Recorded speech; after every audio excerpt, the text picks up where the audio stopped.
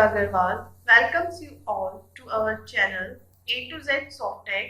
Here you will get educational videos related to NCERT subjects and technical subjects based on computer science. If you find our videos helpful to you, so please like and share the videos. Do subscribe the channel and hit the bell icon to get updates about new videos. To get more clarity on the topic, please watch the video till the end. Feel free to post your queries in the comment section below the video. You will get the link of data related to the video in the description box. You can find our video using hashtag NCERT by Priyanka ma'am or hashtag NCERT A to Z Softech. Now let's start with the topic. Hello, greetings to all. Today we are going to discuss about electoral politics, class 9th, chapter 3, civics, part 1. So let's start. Content. In this chapter we will study about why do we need election, what make election democratic, various forms of political competition, merits and demerits of political competition in India. Also, how we can call Indian election are democratic. Then different types of election in India, electoral constituencies, reserved constituency, meaning of voters list and its importance in democratic election, nomination of candidates, election campaigning, what make Indian election democratic, independent election commission, last but not least, challenges of free and fair election in India. So let's start our chapter. Why do we need election? The large countries like India, practically it is not possible for people to sit together every day and take all the decisions. Nor everyone has the time and knowledge to take decisions on all matters. So, election provides a mechanism by which people can choose their representatives at regular intervals and change them in they if they wish to do so. Elections are essential in any representative democracy. Also, the people can choose their leaders who will represent them. They can choose who will form the government and take major decisions. What make election democratic? First, everyone should be able to choose their representatives. Parties and candidates should be free to contest elections. Elections must be held regularly after a certain interval. The candidates preferred by the people should get elected. Elections should be conducted in a free and fair manner. So let's focus on various forms of political competition. Competition among several candidates for party tickets. Competition for top position in the party. Competition among political parties. Competition between several candidates at constituency level. These are the main forms of political competition. If there is no competition, election will become pointless. Our next topic is merits of political competition in India. So let's see what are the merits of political competition. So first merit is regular electoral competition provides incentives to political parties and leaders. They know that if they raise issues that people want to be raised, they or their popularity and chance of victory will increase in the next election. If they fail, they cannot to win the next election. If any party is motivated only by desires to be in power even, then it will be forced to serve the people. Political competition may cause divisions and ugliness, but it finally helps to force political parties and leaders to serve people. As people have right to vote, so they are considered as equal. There are some demerits of political competition in India.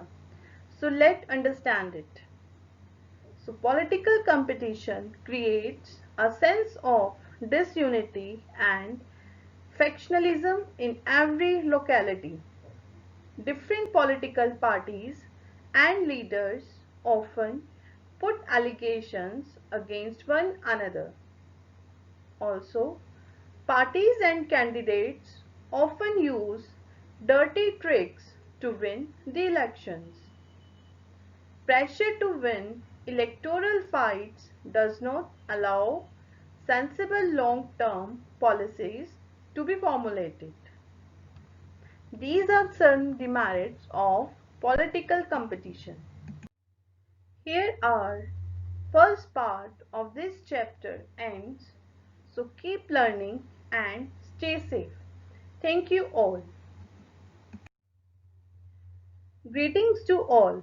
Today we are going to start our part 2 of Electoral Politics, Class 9th, Chapter 3, Civics. So let's start. Contents. We have already discussed up to merits and demerits of political competition in India. Now, in this part, we will discuss about how we can call Indian election are democratic, different types of election in India, electoral constituency and reserved constituency. So let's start. How we can call Indian election are democratic. So there are some bases upon which we can say that our elections are democratic. So let's discuss them. First is universal adult franchise. All the adult citizens are getting a right to vote, and you may heard about a slogan that is one vote must carry one value. Second is electoral choice. Competition between political parties and between various candidates.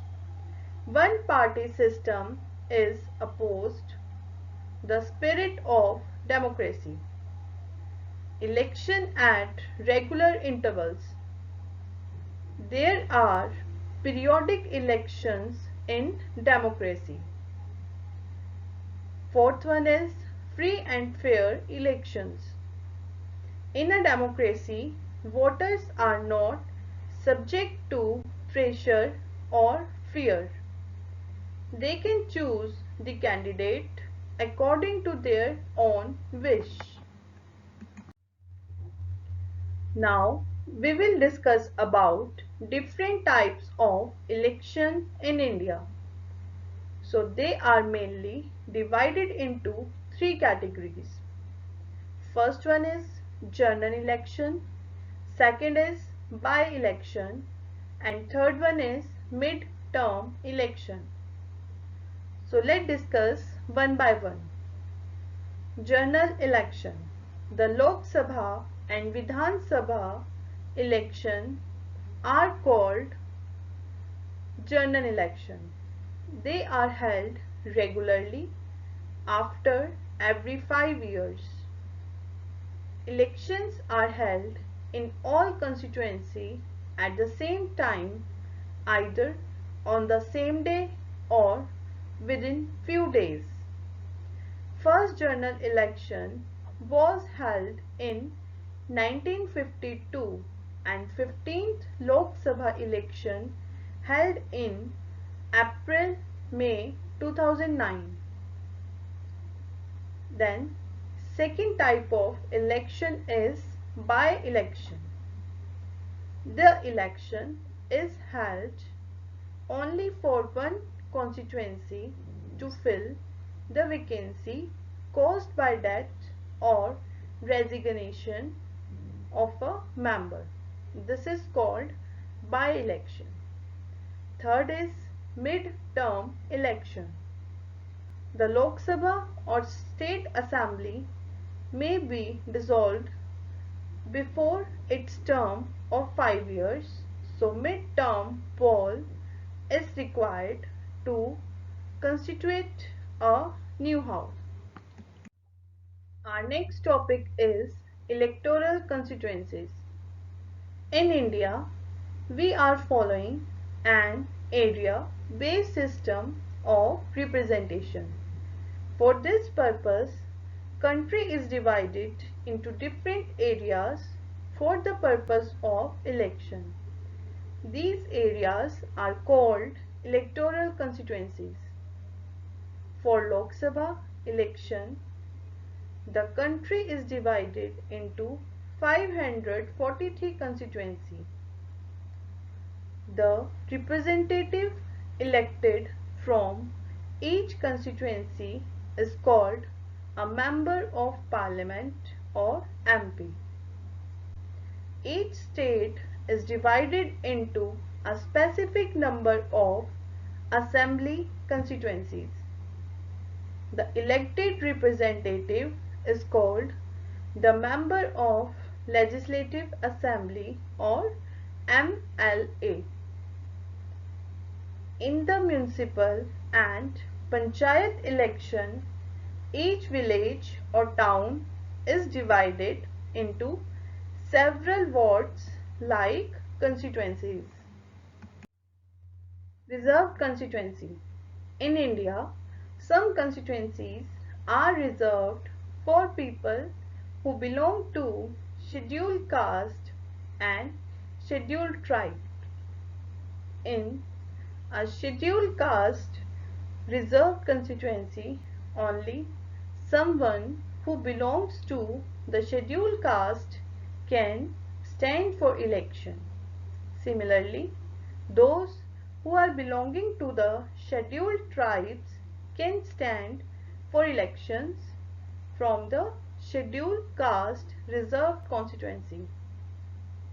Currently, in the Lok Sabha, 84 seats are reserved for the scheduled caste and 47 for the scheduled tribe as of 26 January 2019. Parliament of India.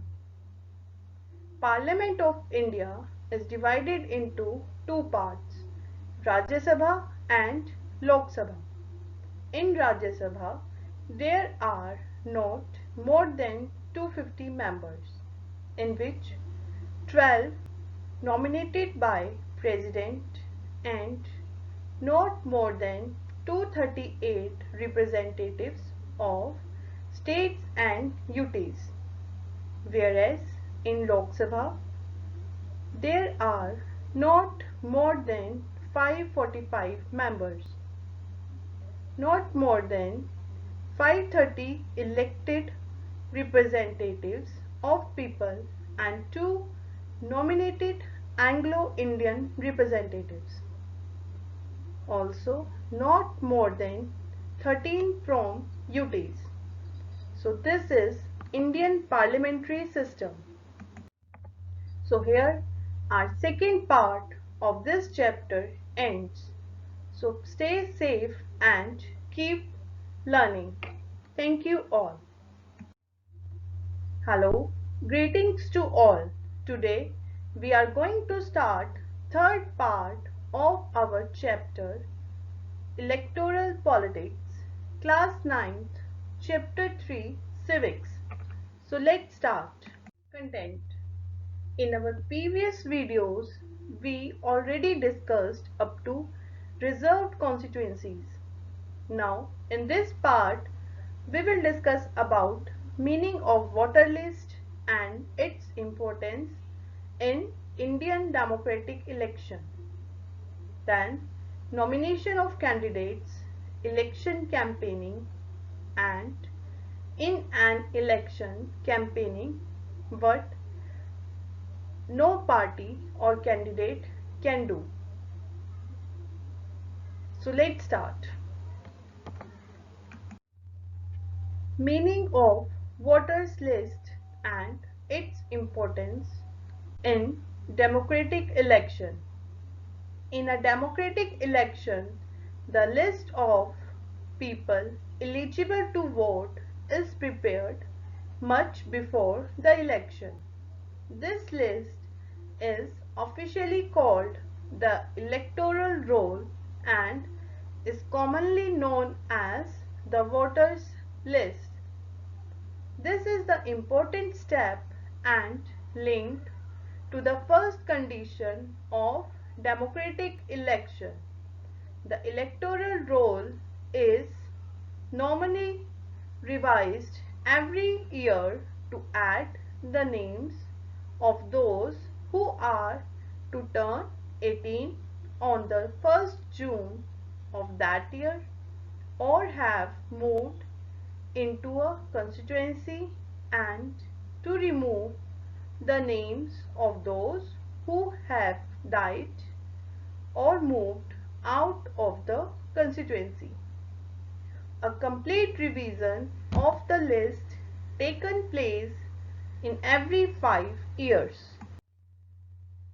Now our next topic is about nomination of candidates. Anyone who can be a voter can also become a candidate in election.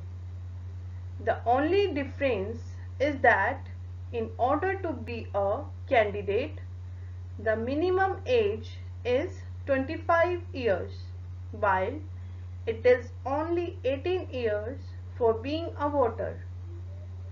Another one restriction, those who are criminals in extreme case cannot contest in the election.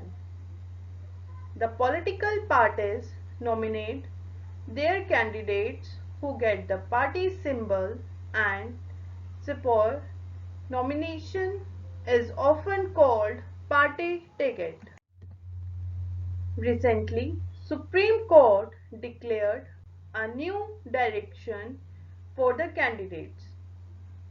Every candidate need to give a legal declaration about serious criminal cases pending against the candidates. Second, details of the assets and liabilities of the candidate and his or her family.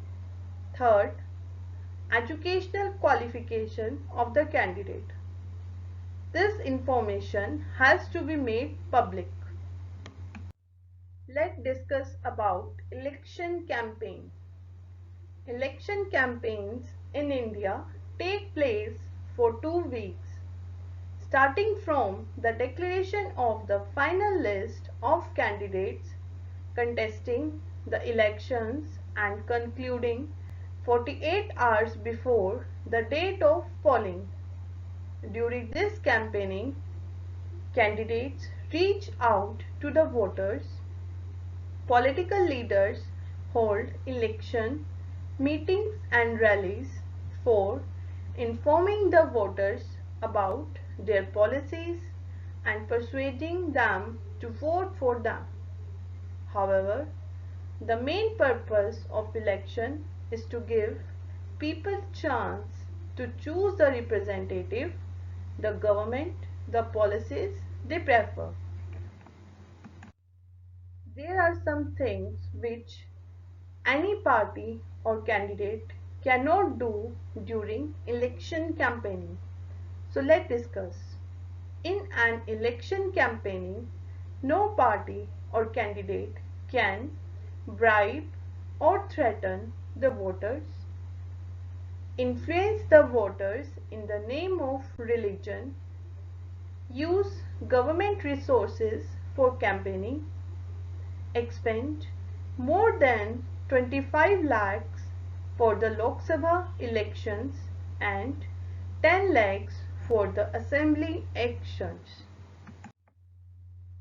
hold election propaganda in places of worship, use government aircraft and vehicles, government officials, etc. On the announcement of elections, ministers cannot take policy decisions or start any big project. So here are part 3 of this chapter ends. So keep learning and stay safe.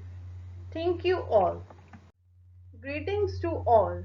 Today we are going to start part 4 of Electoral Politics, Class 9th, Chapter 3, Civics. So let's start. We already discussed about some content in our previous videos. In this part, we will study about what make Indian election democratic, Independent Election Commission, mass level popular participation, and challenges of free and fair election in India. What makes Indian election democratic? There are some things or some bases on which Indian elections are called democratic. They are Independent Election Commission, mass level popular participation, acceptance of election result, free and fair election. Independent Election Commission. In India, elections are conducted by an independent and powerful autonomous election commission. The President of India appointing the Chief Election Commissioner, or we can say CEC, and two other election commissioners for a 6 years of period. It enjoys the same kind of independence that the judiciary enjoys. But once appointed, the election commission is not answerable to the president or government. Even if the ruling party or the government does not like what commission does, it is impossible to remove the CEC and they need to obey. EC implements the code of conduct and punishes any candidate or party that violate it. Mass level popular participation. Voter turnout figures determine the extent of people's participation in the election. Compared to North America and Europe, where the turnout has declined over the last 50 years, the figures for India either stayed stable or increased. Compared to the USA, where the richer and the white people vote the most, in India, the majority of the voters are the poor, underprivileged, and the illiterate people. Challenges of free and fair election in India. Candidates and parties with lot of money may not be sure of their victory, but they do enjoy a big and unfair advantages over smaller parties and independents. In some parts of the country, candidates with criminal connection have been able to push others out of the electoral race and to secure the tickets from major parties. Some families range to dominate political parties. Tickets are distributed to relatives from these families. Very often elections offer little choice to ordinary citizens, for both the major parties are quite similar to each other both in policies and practice. Smaller parties and independent candidates suffer a huge disadvantages compared to bigger parties. Because of the above reasons, many organizations and activists have been demanding a reformed electoral system. So here our chapter ends. So keep revising and stay safe. Thank you all.